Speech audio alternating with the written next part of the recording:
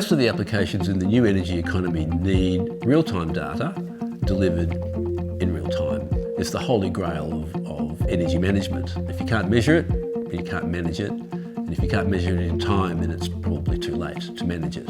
I can't think of a single application in the new energy world which can't benefit from real-time energy. People think of electricity in two different ways and they sometimes get them mixed up. One of the aspects of electricity is power, and the other aspect is energy. Power relates to how fast you're using energy, how much you're using in a given amount of time, and that's what real-time energy is really good for.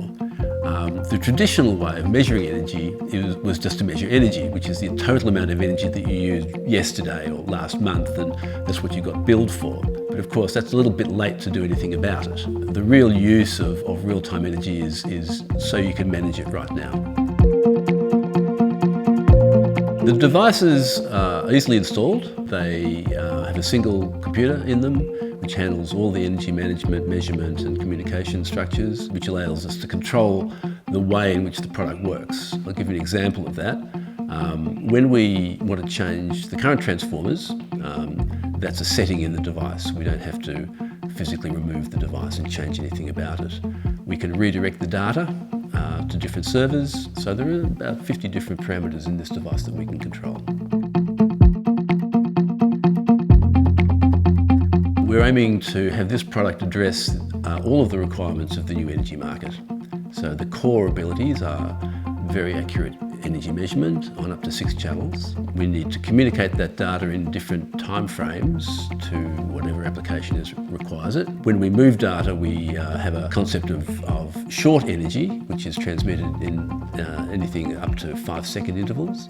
And then we have logged energy, or what we call long energy, which is retrievable from the device at any time.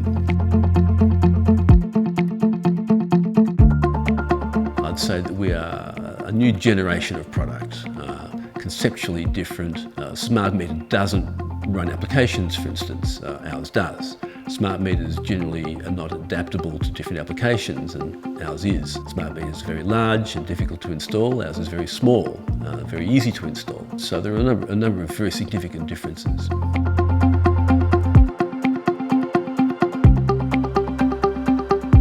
Most of the new energy applications are retrofits. So the electrician is confronted with a crowded meter box without much space.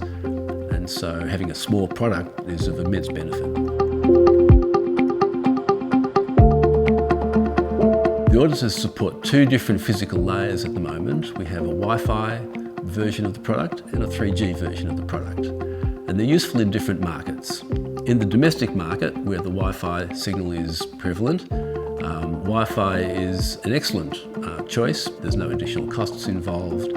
And the amount of data that you can transmit is huge. Most people have got very large data allocations, gigabytes and gigabytes of data, and a Wi-Fi product can generate 5-second data at the cost of around 100 megabytes a month.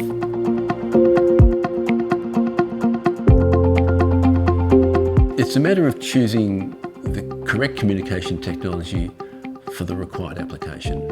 3G is particularly suited for commercial installations and for utilities. The reason for that is that in the commercial case, Wi-Fi can be problematic in that the security of commercial Wi-Fi systems is usually more sophisticated than the domestic situation. Utilities like 3G because they prefer not to be using the client's internet connections, and it simplifies the installation to the extent that Wi-Fi configuration is not required.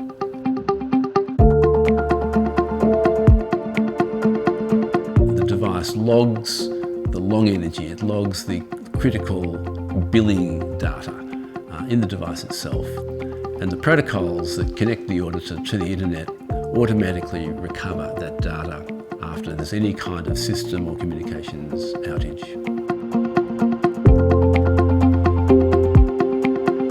We have built over the last few years some very strong infrastructure for the hardware and for the IT requirement to support that. And so we're now getting to the really interesting part where we start to develop applications on top of that platform.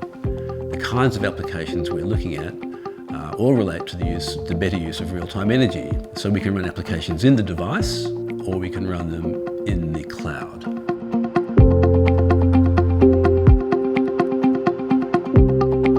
The Internet of Things covers a wide range of products. Energy meters, when they're a part of critical infrastructure, need a very reliable uplink, and if 3G is available, that's an extremely good method of use, and so is Wi-Fi.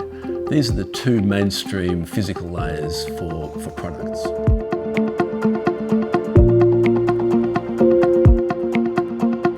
Now, we're well into this new era of customers getting involved in their energy. A lot of people want to get off the grid completely.